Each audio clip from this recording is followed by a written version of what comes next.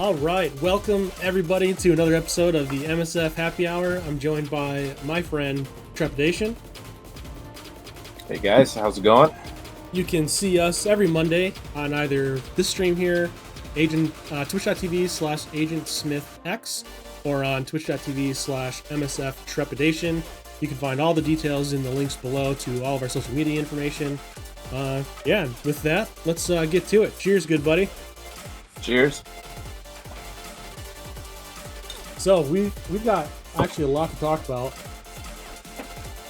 I think we're going to start with all the new characters. This is a big patch that released last week, and lots of new characters, 3 different teams, and essentially 2 incomplete teams. So without that, I guess we'll start with the blog post here, Winter Storm Warning, and just jump into where they talk about the new characters coming. I'm sure this isn't news to anybody that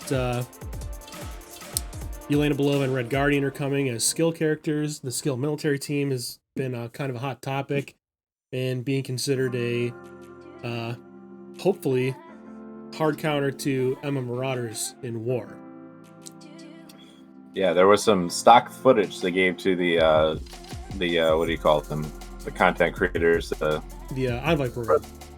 Yeah, Envoy program, where they basically I don't know if it was in war because they don't give a lot of details in the stock footage, but I think they killed Strife before or the ability block Strife, and I think they killed Sinister before he even got a turn. So like if that holds true, that's going to be huge, and that's going to be a team a lot of people are going to be working on. As I've said before, I am 100% all in on them.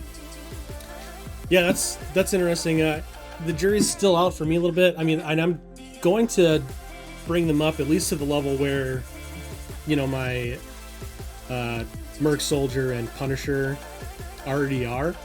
But I don't know if I'm going to be pushing them too much past like a 200 to 250k team, just because if they can punch up pretty high, that hopefully means they can take, fingers crossed that they can 100k punch up and hit like some of those mid-tier Emmarauder teams. But for them to be able to take down the 600 to 700k Emmarauders that we're getting stuck behind in war, that's going to be a ton of resources to put into. Yeah, it's true. That's true. I'm just gonna be that guy. Which, yeah, I mean, getting a counter is getting another counter. Yeah. And I would imagine, because X-Force can counter Emmarauders right now, but they can't take that big of punch-ups, right? I would imagine if these guys are hard countering, they should be capable of some pretty big punch-ups. It would seem like it, yeah. So we'll have to see. Rainprow's asking, how are your gold PCs? Have a bit stashed away. PCs? Yeah, what do you mean PCs, Rainpro? If we're talking orbs... Oh, promo credits. Promo credits. Oh. I'm only sitting on 59, so it'll be a little bit. I've got 100 silver, and I am debating that current offer for 150 for $20. So it seems like characters are coming to that store a lot quicker now. Like, I'm pretty sure Antivenom is in that store now. Yep. I thought I saw an email about upgrades for for Antivenom. So that character wasn't released that long ago. So, and I think we just got the mail. Yeah, Rainpro. Yeah, we just got the mail that Stature was added as well. So give it a few weeks and Yellow Jacket will be there. I'm glad they're not sticking to their original. What was originally supposed to happen was once they became farmable, they had to be added to that store. I'm glad that it's happening much quicker. Well, I mean, their definition of farmable for some characters has been in an orb. So that's fair. Yeah, and they add them to the orb before they add them to that store. So no, you're probably right. They're considering basic orbs farmable, which is sad. That's my current. What was that? It was my watch. I was like, what the hell? Yeah. Yeah, so my current, like where I'm sinking my gold right now and my training materials is into that team right now. I'm going to get Punisher's already at level 70, Killmonger and Merc Soldier are at 64 at the moment. They are, it looks like they're going to be a pretty T4 heavy team though. The Merc Soldier passive is definitely necessary. The Punisher special and the ultimate necessary. The special on Killmonger necessary. Yeah, I haven't. Oh, what's going on here? You did mercenary instead of military. Whoops. There we go. Yeah, so so level 60. This is probably where I'll sit them. I'll take them to level 60, 6664, and call it a day for a while. Just because it's so much gear and resources in general, and I'm really looking forward to Astonishing X-Men for this guy's reason more than anything else. Him being on his proper team makes me want to go all in on him. So I think I'm gonna skip these guys more so for that reason, and that kind of. I still want to talk about skill military, but Shatterstar and Longshot. Are you gonna sleep on those guys? I'm not doing anything with them right now. The only mutant I'm considering really bringing up at the moment will be Iceman at the moment. So I'm gonna skip on these two guys because they don't have a full team. So even if I built them up, they would land on. I would use them as like a cleanup team in war, if I use them at all, and they would land on like. Maybe they would go with Ultron or something on a Blitz team or some other team that's missing people. Yeah, that's kind of what I was thinking too. Chat, what are you guys thinking? Are you going to go hard on Longshot and Shatterstar, or are you guys going to look to unlock and then they sit at the bottom of your roster for a while, like what Trep and I plan to do? It looks like, and for those reasons, they don't have a full team yet, so it's going to be. They're just going to collect 3 other random tunes for Blitz, and that's going to be the most use I get out of them. Yeah, and even if they had a team right now, like that would be building up 5 new mutants more likely, right? And then you got to think about it.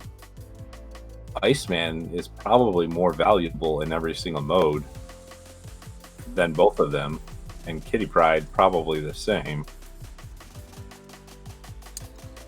Yeah, I definitely think Iceman, his kit is great because number one, he's got decent stats, and his kit doesn't really just include all benefits for just Astonishing X-Men, right? It's just like on enemy slow, bury self for 5%. Or let's get the. There we go. 30% piercing on enemy turn. Reduce armor by 10% for enemies with slow. Reduce damage by 10% on enemies with slow. It's not geared towards just having to be specific with other characters on his team. Like in raids, I don't know if did you mention this already. There's like a specific in raids part of his passive too. I missed that part. That's gonna make it huge. I think it's like reducing their total damage by some odd percent. Like. Yeah, so it starts with enrage, lower damage by 20% for all enemies with slow. I mean, that's fantastic. And this team's going to be slows all the time. Yeah. Yeah. So he's going to be he's going to be great outside of Astonishing X-Men. It sounds like you'll definitely want to use him with the full team, but there's definitely some theory crafting opportunities there with Iceman, with other characters. I mean, think about maybe Symbiote Spider-Man. If you get him Symbiote Spider-Man's ultimate on turn 1, a note or 2 into it, to where everyone's got a slow. Now they're reduced damage as well. I mean, it's just as good as applying offense down for everybody. And then what if you pair Iceman with Symbiote Spider-Man and Black Bolt and Yo-Yo, and Yo-Yo's always applying offense down on top of 20% reduced damage, just stacking how high you could possibly punch up. Like, I can see where Iceman could possibly be a new meta for whenever we get Ultimus 8 or higher difficulties for Ultimus 7, whatever they choose to do. Right. There's Yeah. some Oh, interesting opportunities for it, at least that's for sure. Yeah, so all my mutant gear will likely go to him, and then also just building X-Force personally right now. Yeah, I agree with Rainpro too. Rainpro in the chat said eventually they'll be badasses, talking about Shatterstar and Longshot. They definitely will be. I'm just waiting to see them on their full team first before I put too much into them. If I end up having extra mutant gear after Iceman and Kitty Pryde, hopefully, fingers crossed, Jubilee. And who's the fifth? I can't believe I forgot the fifth. I have no idea. Did they announce the fifth character? Oh, it is unknown. Okay, I was gonna say, did I forget that yet? They're teasing us, right? So, and whoever the fifth is, like, that's where all my mutant gear is going. I currently don't have enough for 4 new mutant characters either, so it's gonna be a while and a grind anyway. Morph, bring in Morph. Yeah, maybe. See, I think he would be an interesting character. I think like his Could kit be an interesting could be. kit. He clones he himself turns into the other character on the other team. He puts the character, and now all of a sudden you got Astonishing X-Men plus Mr. Sinister, but also bonuses to Astonishing X-Men. Like whatever bonuses Sinister would give Marauders, he would instead give them to whatever your team is. Yeah, it could be very interesting. They could do some cool things with that. They could. Rogue is still rumored to come to the game. They could do some cool things with Rogue in that fashion too, where copying a character's special or ultimate ability or something like that. Well, I think whatever they end up calling Rogue, I think she's going to be on Gambit's team, right? I mean, I don't think they're. I'm assuming they might be characters 3 and 4 of X Factor. There's comic precedent for Gambit being in X Factor, so there's potential there. We don't know. They're still rumored to be February characters, so we'll see. But yeah, so you're going all in with Skillitary, with no regrets. No regrets. No regrets at all. So you've been prepping for them then? Have you been putting a ton of resources into your Merc Soldier and anything else into Punisher? So Punisher was already level 70 and gear tier 13. I actually used him when I was getting Ultron, so he's been gear tier 13 for a long while. Okay. I had his passive for way back when, 2 years ago when Defenders were the meta team and everyone was using them for raids and such up to U6. Yep. I had the passive for that, but just recently, yesterday, actually, I did the ult and special. And the day or two before that, I did Mercenary Soldiers passive. Yeah, and those are great C4s. I think you probably nailed it. Where they've got some really great T4s, and if you're going to use them to counter Emmarauders, they're probably necessary. Yep. So I'll be bringing Killmonger up to 70 next, and that's mostly so that I can do his passive. Or not his passive, I'm sorry, his special. It does something similar to Punisher's special, where you're pulling or copying a effect or transfer. What is it? Transfer one positive effect. Yep, so transferring one positive effect from primary target itself and all skill military allies. So they're getting a ton of positive effects spread out across the board. And I was with you. Eventually, I will take Merc Soldier to level 70 because that passive is just insane for war. 30% damage for all military allies. That's nuts. Yep. Is that arguably one of the best, if not the best, T4 for a minion? It's got to be up there. I mean, I can't think of any others off the top of my head, but it's got to be up there, right? Yeah, I mean, Merc Riot Guard's passive is nice on defense for war, where he's always getting deflects, but I mean, that's not even that big of a deal. It's a decent deal for defense, but right, but boosting 30% damage for everyone else on your team. Ooh, boy. Yeah. And there's some people like saying, oh, well, you could also slot in Captain Marvel, and Captain Marvel gives military bonus health and bonus damage. But I don't know. I don't think I could ever pull Captain Marvel off defense. She does who would you take out then? Probably maybe Killmonger. Yeah. But I just think she does too much work on defense. Yeah, for sure. Yeah, so for me, like I said, I'm still saving my resources. I'm trying to conserve everything that I can for DD4 as well as the new mutants that are coming out, because you guys saw on screen here, I went all out on Beast. If you're a regular of the stream, you know that I have probably an unhealthy love for the character, especially in this game.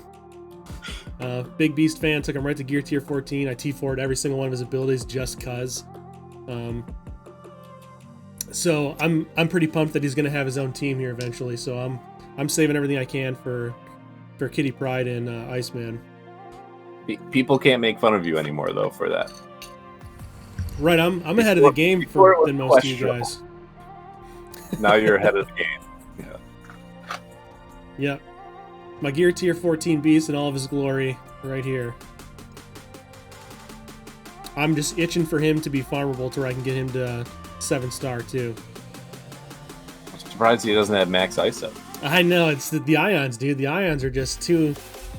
It's an expensive cost, you know?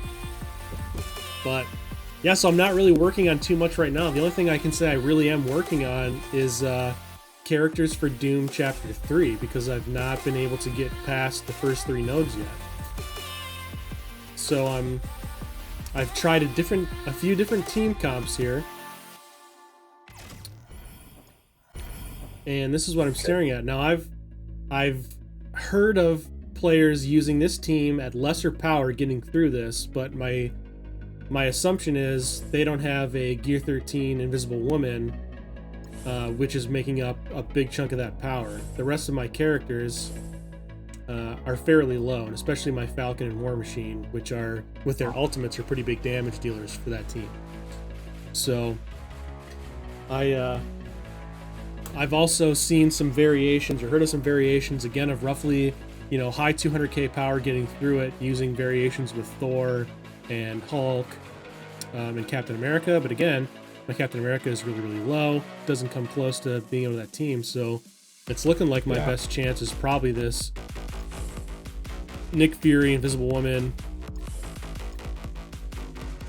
Yeah, I cruised through them with mostly Avengers. So yeah, 310. So I've invested some more ISO into these guys. I'm hesitant on too much more gear, just because I'm already at gear 13 for these 3, so I'm not putting anything else into gear wise for them. So they're just where they are. Maybe I'll give them a level to where they'll get some more focus, but I don't really think focus is my issue.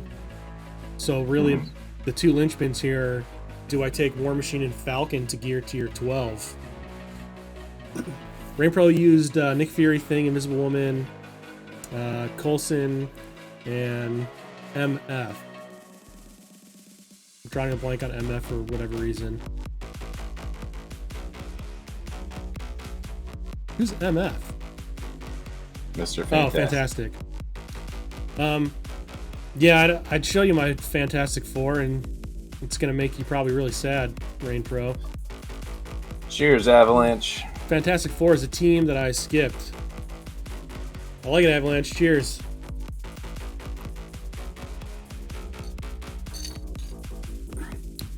I don't think my Thing and Mr. Fantastic are going to cut it, unfortunately. Can't see because of my head.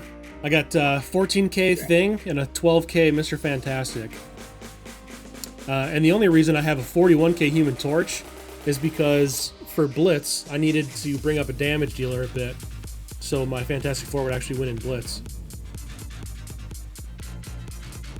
Went back for them. Yeah, I think I might go back for them. So I'm at a point. It'd be nice to be able to farm the Icors. It'd be nice to be able to farm nanites. And Taskmaster, it kind of is what it is. I don't really care. So I'm missing a core and I'm missing nanites. So for the time being, from a DD4 perspective, I think I'm probably just going to If I see those, I'll buy them, and I'll farm the other stuff, and I'll see where I get. Unfortunately, that's kind of where I'm at, and I'll slowly start to build up as I can. Probably War Machine and Falcon to be a little bit higher on the damage dealing front, to where I can get through those 3 nodes and move on to the next ones. Yeah, because that at least helps you out in war too. Whether you're using whole power armor to punch up big on some random team, or if you're using the power armor plus Ultron to punch up Marauders. So it's at least you're getting through those nodes, and you're getting some war use out of them. Yeah, and if we're being honest, having a Falcon and a War Machine being the higher power compared to the other 3, that's what you want anyway. So those are the 2 characters you want to be at the higher end of your team if you're gonna make the power difference be a little bit larger. So yeah, that's kind of where I'm at with that. So we'll see what happens. But other than that, I'm just saving mutant gear, and I'm farming for DD4. So real-time arena, that's the next subject on our list. There was a lot of heat in the community for real-time arena.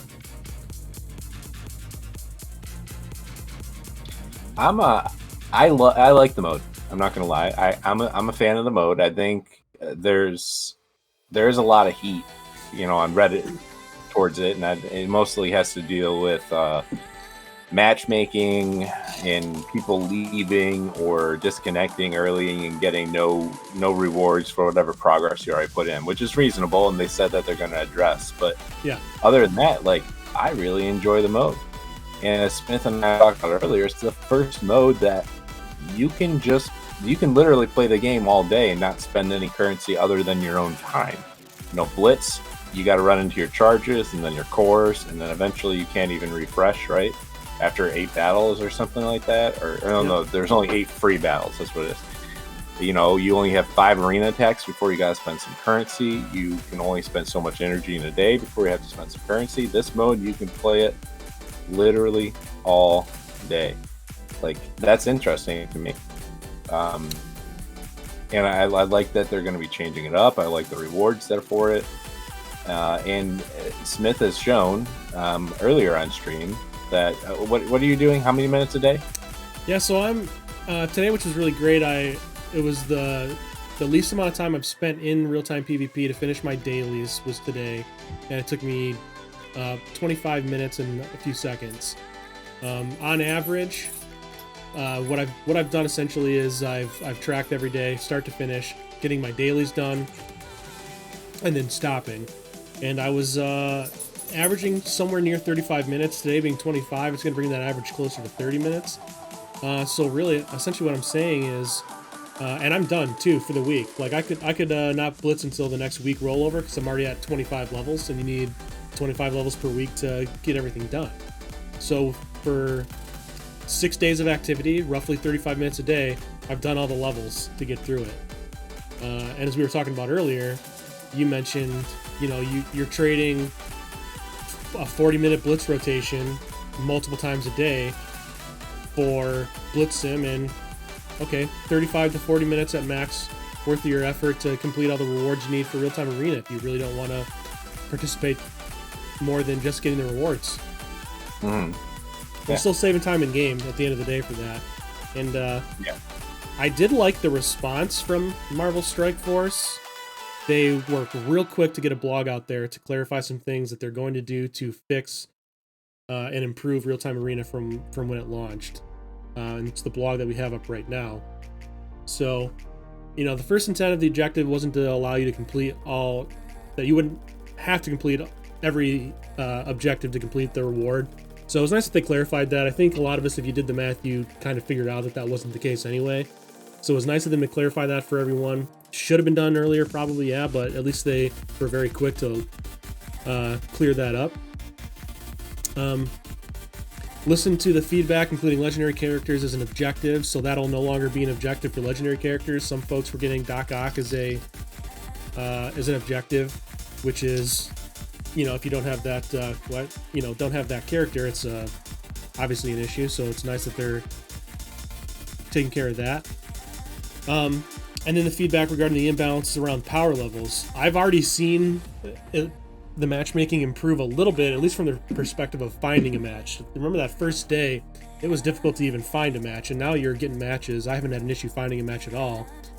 And it's still a little tough with the imbalances, so we'll see what they do to improve that. And the last piece of feedback, which was people starting a match and quitting, and that just being extremely frustrating for everyone. So now what's great is they'll have AI take over, so the player that obviously doesn't quit can still finish the match and get their knockouts and use their abilities, and it's not a waste of time for everyone, which I think is great. I think they've addressed all the key things. Yeah, I can't think of another issue besides those ones. And like you said, yeah, they came out with this blog really quick. Was it same night or the next night or something like that? And yeah, I mean, if you look at the communication a year and a half ago, this is amazing. Yeah, and Avalanche, I'm hearing what you're saying. So, Avalanche in chat, if you can't read the chat very well, it's talking about the PvP factor is a waste of time because everyone is just autoing, which in some perspective is true for probably the majority of us. I'll even admit to it myself. However, keep in mind that it's new content. It's more content for a game. If you really don't want to participate, you don't have to. Outside of 2 matches per day. And again, it's a pretty short time commitment in game to get the rewards as well. You know, half hour per day for 6 days a week, you're getting everything you need to. You can take a day off, or if you really want to, you can do it for a couple hours and push through and get through it really quick. So there's quite a few different strategies to complete it, but it's looking like, you know, roughly 3 hours of gameplay max per week, maybe more like 2.5 hours max per week, and you're through everything. The only I guess the only other thing I will say that I've started to see a bit of following on is, why didn't they just make this a part for every game mode, right? Knockouts in Arena or knockouts in Blitz, and using characters in Blitz and Arena, or using certain characters in raids to use the abilities. Why didn't they just make this current game mode wide for Battle Pass and not introduce real-time Arena? That's the other question I've thought that I'm struggling to find a reason why. Yeah, that's an interesting thought too. I half wonder if you go into real-time Arena, like when you click battle, you're on this quick thing here, but next to it is event, and it's locked out right now. So I'm wondering if maybe that's something that takes place within an event inside real-time Arena, where maybe the event is you do some arena battles, you do some other battles. So if you look up there next to quick in the upper right, events locked. So maybe down the road, or maybe like 1 week, a month, those will, or yeah, maybe it's just all for character releases. I don't know. We'll see, but would have been nice. I think bonuses in each game. Yeah. You've already went ahead and bought Battle Pass. I did, yeah. Once I knew doing what I was doing, I was easily able to get to all 100. I pulled the trigger just because, I mean, hate it or love it, as far as the game mode goes, the rewards are fantastic in the premium, and for sure worth $20. I would have honestly preferred it to be $10 and less rewards, just so it's not a $20 commitment every 28 days. But at the end of the day, it might be something that I don't always do, right? I mean, I'm doing it this time because I think it's valuable. I'll get the DD4 Gear 15 pieces out of it. And I do want those, getting those extra Zemo shards for me was great. So it might just be something I do every other month because of that. Pick and choose depending on what character they're releasing with it. I don't know. We'll see. Yeah, that's going to be big. That's probably going to be the determining factor of who buys Battle Pass what month, is whatever character is sitting in there. Yeah, so Zemo, like if I buy the Battle Pass, I will get the next star level on him. So, and that's how I looked at it too. The same thing for me. I'm gonna get the next star star level specifically because I bought the battle pass for Zemo, and that's great. Avalanche saying the battle pass price at the moment, while high, is not outrageous if you want the tune. Yeah, I think I agree with that. It's not outrageous. It's towards the high end to where me personally, I won't commit to doing it every month. But for grinding towards DD4 and wanting to get Zemo at a higher star level to where I feel a little bit better about leveling him up, it was worth dropping a $20 bill on it for me. So in the Disney game, you could sim everything, but the rewards were not so great. What's the price of the Disney Battle Pass, though? Is it the same? Oof. If they paywall a time-saving, community, like, betterment type thing in this game, I don't know what the words I'm looking for, that would be god-awful. Yeah. There was a lot of people worried that Sim Blitz was going to be paywalled. Yeah, paywalled. So that would have been, yeah. There'd have been a huge uproar. There'd have been another one of those Scopely fixed prices movements on Reddit. Yeah, so fortunately they didn't do that. I think there was probably enough probably Reddit posts already saying, I swear to God, if they paywall Blitz Sim. I have to agree with the Avalanche there. Sim Blitz alone, like I'm less heated about any shit they throw my way right now, just because of how much time that's saved. And maybe that's it for me. Maybe I'm more receptive to this real-time arena because of Blitz Sim. Oh God, Rain Pro, you couldn't sim campaign missions without the battle pass in the Disney game. Oh, wow. Yeah, that would have ended the game for me. I wouldn't, if I had to always farm and hit the auto button and not be able to sim that'd be, ugh. I probably wouldn't play this game, honestly. That would take way too much time. Yep, that's not worth 7-star Aladdin. No, sir. So, Yellow Jacket, first Blitz, new character with the Blitz Sim. How'd everybody do in the Yellow Jacket Blitz? What were your... Did you do as good as you thought you would? Did you hit the tiers that you thought you would? I hit 25 mil. I got 2 to 3% myself. I didn't have any expectations going into this. I just think it'd be impossible to even kind of figure out what the scores were going to be. The winner hitting over 60 mil is just insane. Yeah, so we do have some...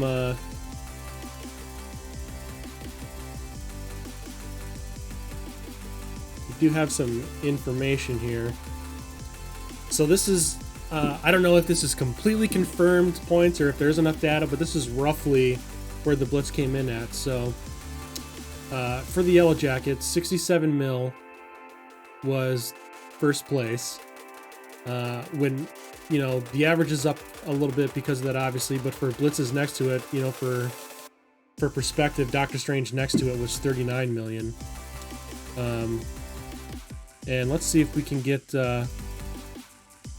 this out of the way.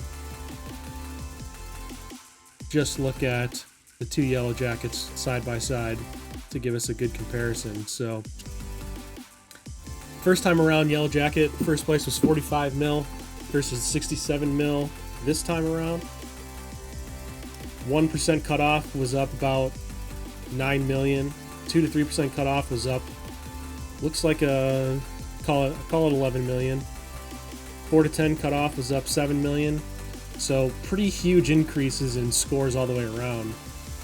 I myself missed quite a few rotations. I wasn't very on top of it. I didn't set an alarm to make sure I was doing a rotation every 2 hours, and I ended up unfortunately scoring 20 million and missing the 2 to 3% cutoff and getting 4 to 10% when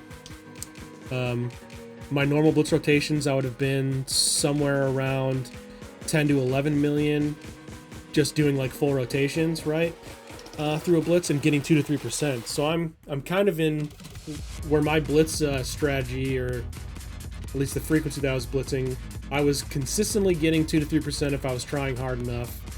And now blitzing roughly the same number of blitz rotations, just obviously with blitz now it can happen a lot quicker through rotation. Yeah, I'm down at the bottom 4 to 10%, so I'm at a point where I need to make a decision to start setting alarms to blitz every day for characters that I want. Yeah, very, very shiny indeed. And Avalanche bringing up a point here, him just hitting 2 million TCP, not having a crazy amount of teams, like this, like how much is this screwing over those players, you know? We have guy in our alliance, shout out to Gonxie, who he is a notorious hardcore blitzer. That dude blitzes every rotation, always ranks really high, and was able to hit like top 1%. He said every blitz with a moderate TCP. I think he's somewhere around 5 or 6 million, something in there. And he said for the Yellow Jacket Blitz, he didn't miss a rotation. He did every single one. Couldn't get 1%. Couldn't get top 1% because of his TCP at that point, which I think is unfortunate. It definitely helps higher TCP players from that perspective. Well, not only the free-to-play and the pay-to-play gap, but also the person who's been playing for 2-3 years and the person who just got out of their, I think you're in a like a low-level blitz shard for the first 30 days of your account. So you got somebody who's 30 days into their account coming out, and now all of a sudden they're going against somebody who has 14 million TCP, or even someone like me who has 8 million. They have no chance. Yeah, no chance whatsoever. So I think it'll probably find its place. I mean, you can't really throw in the towel and make too many assumptions of what it's going to be like going forward just off of one blitz. I think somebody in chat made the comment that with newer tunes, it was Avalanche, I think blitz scores will normalize a bit lower. I think it will be significantly lower than Yellow Jacket for old tunes. And we were talking about that a little bit, Trep, where for old tunes, like for say you and me, for this current blitz for rescue, I've already got her at 7-star. I'm hitting milestones and stopping. I'm doing one rotation and then I'm moving on, not even thinking twice. So that's an opportunity for newer players to be able to easily, hopefully, get a lot more shards. Yeah, it'll be interesting. I mean, you still have those people that even at 7-star will go hard for the other rewards, and yeah, I don't know. But I think that there's going to be definitely enough people that will milestone and chill, like you said. So yeah. I went through my whole rotation. I think I ended around just over 1 million or something like that from tier 0 to 8.3, and right. Like tomorrow I will do Black Order and Symbiotes and be done. Mm-hmm. So hopefully you're right. Hopefully this allows people to get those older characters, less shiny characters. Help that in itself might help shorten that gap, I guess. Yeah, hopefully we'll see. Rain Pro in chat's commented that it definitely winded the gap between free to play and pay to play. Which, yeah, I mean, it certainly did. It makes it easier for pay-to-play players to get a lot more points in Blitz. I mean, it makes it easy for everyone to get more points in Blitz, right? But when you have a higher TCP at 8.3, it's a heck of a lot more points from a percentage standpoint. You're getting a lot more points per every rotation. It's inevitable that that'll happen. So, yeah, it hurts. The most it hurts really is players like Gonxie in our alliance, who they're free-to-play players that were using Blitz to make up for the fact that they don't buy characters, right? They're like, yeah, right. I'm going to Blitz hard because a lot of these guys are paying for the characters so they don't have to Blitz. And now those guys can pay for the characters plus Blitz because it only takes 10 minutes for them every couple hours to do a rotation, and they've got way higher TCPs because of it. Yeah. Yeah, yeah, that definitely sucks for him and people in his boat. Yeah. Hot take by Rain Pro. They keep making small changes over long periods of time. Each incremental change isn't that bad, but I feel like they're leading us to a place where we don't want to be. I really hope you're wrong. I really do too. You got my gears turning. That's for sure. I could see that being the case, like for Blitzsim. Like it seems like a good idea at the time, but it ends up having some detrimental effects to the community as a whole. It's possible that that's happening here. We'll see. I mean, yeah. I don't like your predictions. I don't like it. I don't like it either. I want this game to last much, much, much, much longer. Shout out to Wolverthor and Dutch Rudders. They're the dudes that have put together and collected the data for the spreadsheet that we got on screen right now. That we're able to check out and chat with you guys about. So thanks for those dudes for collecting the information. For sure. That's a lot of work. But yeah, I think ultimately, there's some opportunities to where they could tweak Sim Blitz. Like I would like to see them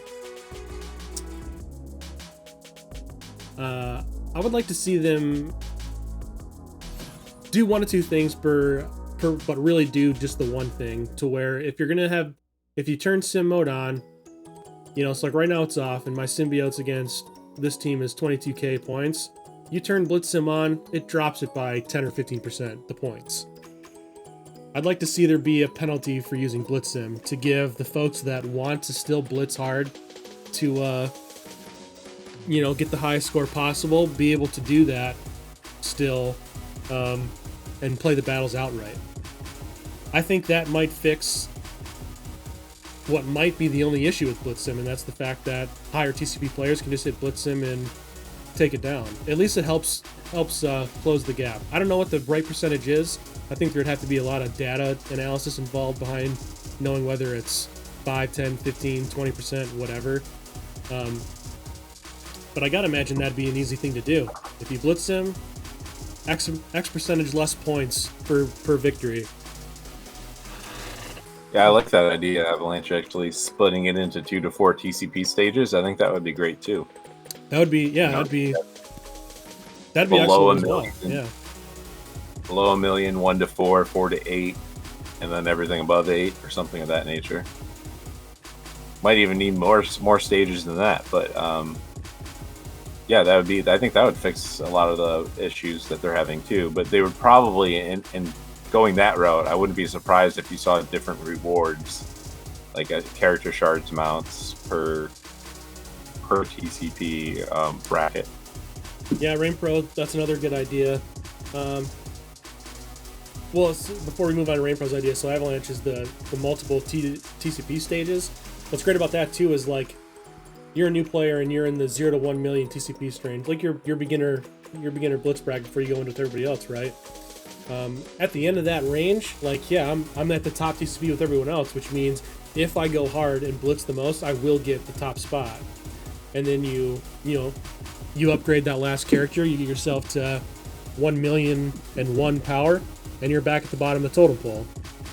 And you can work your way back up to the very top again, and you could just keep rotating yourself through, struggling through blitz, but then coasting and being at the top. It's certainly a way to do it that can make it fair and beneficial for everyone. I also like Rain Pro's idea he just mentioned of having multiple blitzes open simultaneously. Have a new player and a late game player blitz open, Yeah, that'd be interesting too. As long as they use the same, kind of like how the Red Star Premium Orb, you can't blitz each one. Right. They'd have to be on the same cooldown. But yeah, that'd be. I think that's a great idea too. Yeah, whales go for the new characters that they don't have at 7 stars yet, and the old character blitzes for newer people, which, ideally they would make it characters that are early game meta and early game necessary for legendary unlocks and things of that nature, to where it makes sense for new players, but not for late game to end game players to go after. Well, as long as you Avalanche, like Trep saying, like you can't simultaneously go after both the premium orb and the red star orb. You can, but you take a hit on how many points you get, right? Yeah. Yeah. Probably. Yeah, you're probably right. But we have to choose to do that, which means we're going to lower our score in each blitz. I think we just lost stream again. So, you did? Yeah. It looks like it's still going. Is it? I mean, I see you. I see the thing that pop up in the middle of the screen. Well, see if that keeps going here. And we're back after some technical difficulties. Yeah, I don't think MSF likes what we're saying right now, so they keep crashing my Streamlabs. That's exactly what it is, Rain Pro. Those bastards. Man can't handle it. Yeah, so there's lots of options for improving Simblitz that they could do. So hopefully, you know, I mean, hey, if you feel pretty strongly about some of that stuff, post in Reddit and see if you can get some upvotes. And we do know that they pay attention to Reddit, so.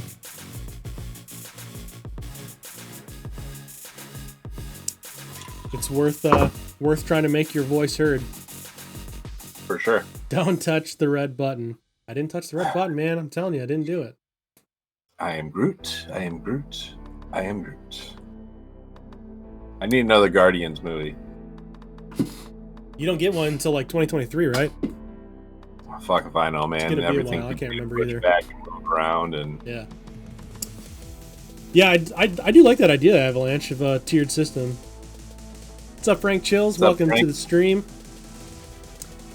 All right, so we've got a few minutes left. We did have a couple questions pop up for us in our Discord. If you haven't followed the Discord in chat, you can follow the link that says join the Happy Hour Discord and come hang out.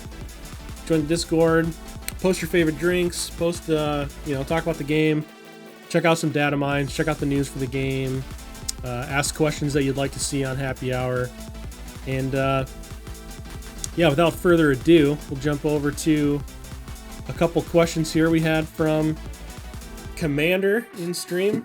What's your favorite Marvel movie outside of the MCU? So I'll let you field this one first. outside of the MCU. Interesting.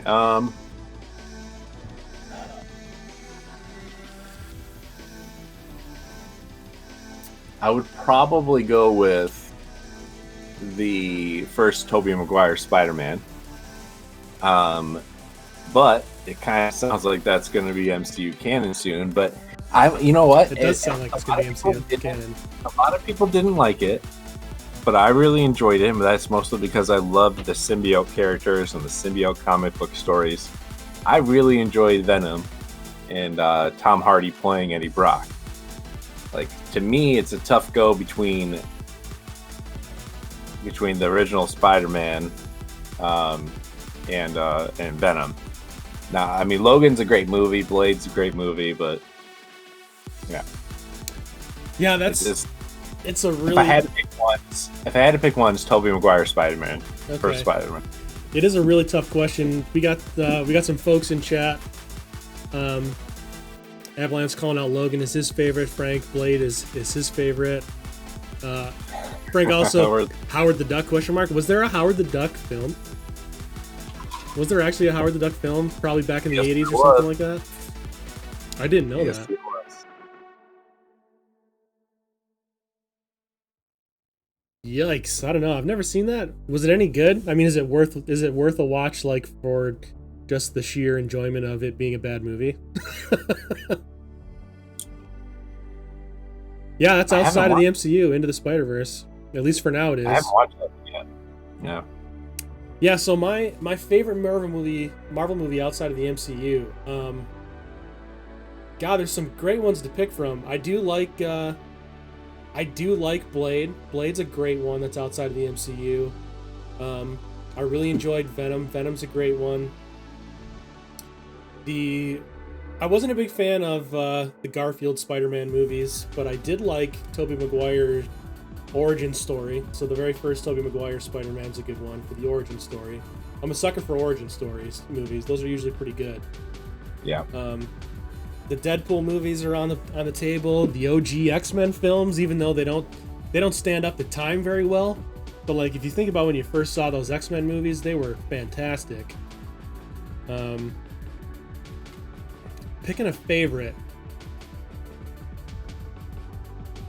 I think I have to go with I'm gonna go with the original X-Men. X-Men #1, dude. When we were introduced to Hugh Jackman as Wolverine, I gotta go for it. That's a good choice. I don't know if they stand the test of time. I mean, you go watch those movies now, it's pretty corny. Hey, and Commander joining just in time to hear his questions answered on stream. What was I gonna say? It'll be interesting because Toby. It seems like a lot of old Marvel movies are going to become MCU canon now soon. Right.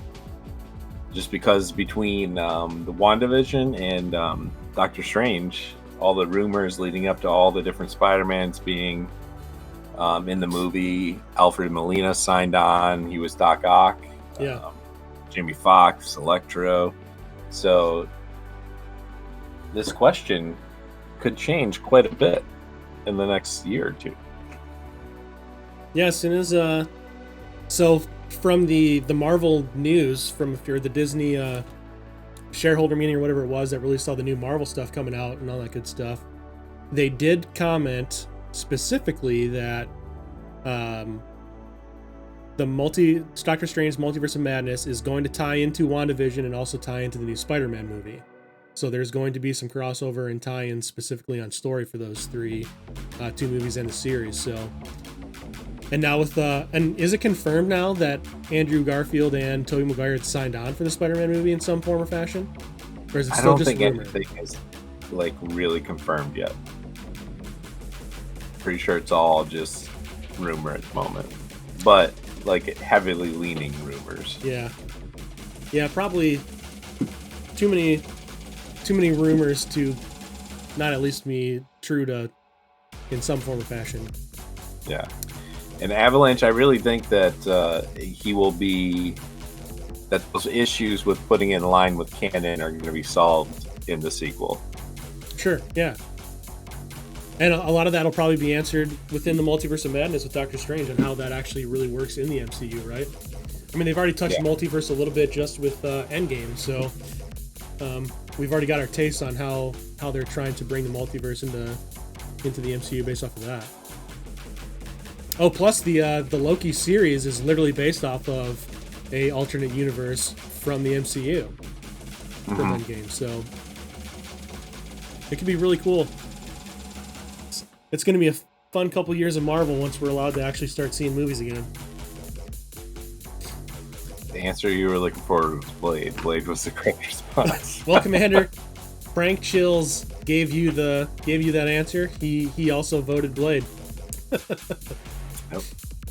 All right. We also had a question from Chris, who's in chat. I don't have that on screen here, so I apologize. But Chris K in chat asked what the winning lottery numbers are. So if you play the lottery, Trep, what are your numbers? Let's see here. 9, 16, 54, 32, 27, Powerball 8. That's it right there. That is the winning lottery numbers from sometime between now and the end of time. I like it. So there you have it, Chris. Those are the winning lottery numbers. And, you're welcome. The last question we have is from Commander. Why is Smith pimping out pymtech? That is a great question, which I will be happy to answer for you. No chance, so that's what you got.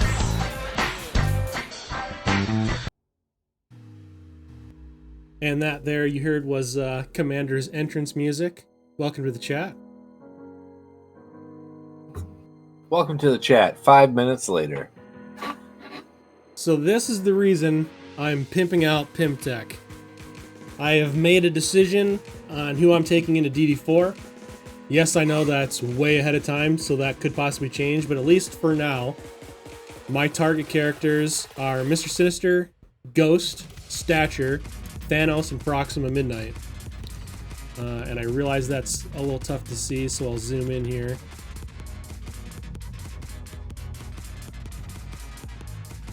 Too far. So this is who I'm taking into my tentative plan for DD4. And the main reason for that is Mr. Sinister is mutant, Ghost is tech or bio. Tech or bio? She's tech. Ghost is tech. Stature's bio. Thanos is mystic, and Proxima is skill. So I've hit all 5 factions. I'm spreading out. This gets my 5 characters to get in. And hopefully by the time I complete those first 3 nodes, I have my next character in global. And then hopefully by the time I complete the first 3, then the global 3, I'll have 2 more for cosmic. And then to continue down the line for city and legendary. So that is why I'm pimping out pymtech. And Frank Chill's asking a question on stream. If you could remake one movie, what would it be and why? Do we want to pick inside the MCU? Because inside the MCU, that one is real easy for me. And just real quick before you get too far into that, if people are unaware of that guide you were just using, good call. So this is a link to the Google Doc. You need to just go file and make yourself a copy, and you can go ahead and edit this. And this is put out by Vrondius, and you can go ahead and enter your gear. And then on the right there where you see Smith has his characters, pick your characters, pick what gear tier you currently have them at. And it's going to tell you, after you fill in all the gear you currently have, it's going to tell you what you need to farm and how much of it. So there's even, I think there's like if you scroll down, there's like an orb calculator too, where you can enter in different gears from orbs, or maybe that's on a newer version of your spreadsheet. Yeah, it might be a newer version. Yeah, so that's very helpful. So you can see, what nodes you might need to be farming. Like Smith here needs to be farming for, orange focus catalysts and isomers. Yeah. So he knows he can go ahead and hit those nodes if he wants to really focus down on getting into DD4. Yeah, if you want to thank Vrondius, his Discord is on the top of the, or if you have any questions about how it works and all that good stuff too, you can reach out to him on Discord. He's got his Discord tag up there when you download it. Trep posted the link in chat there. So yeah, it's a great tool. It's all accurate for me. I updated my current gear today to get an idea of where I was at. And it gives you the shopping list here of all those gear tier 15 pieces you need, which is fantastic. Yeah, it's the best tool I've seen for planning any Dark Dimension since any Dark Dimension's been released. So it's absolutely fantastic. So with that, again, one last time, shout out to Vrondius. You can find that in the link that Trep posted in chat. The question, if you could remake one movie, what would it be and why? I would 100% have them remake the Hulk movie with Ruffalo and just make that canon back in time. Ignore that Edward Norton was ever the Hulk. That's what I would do.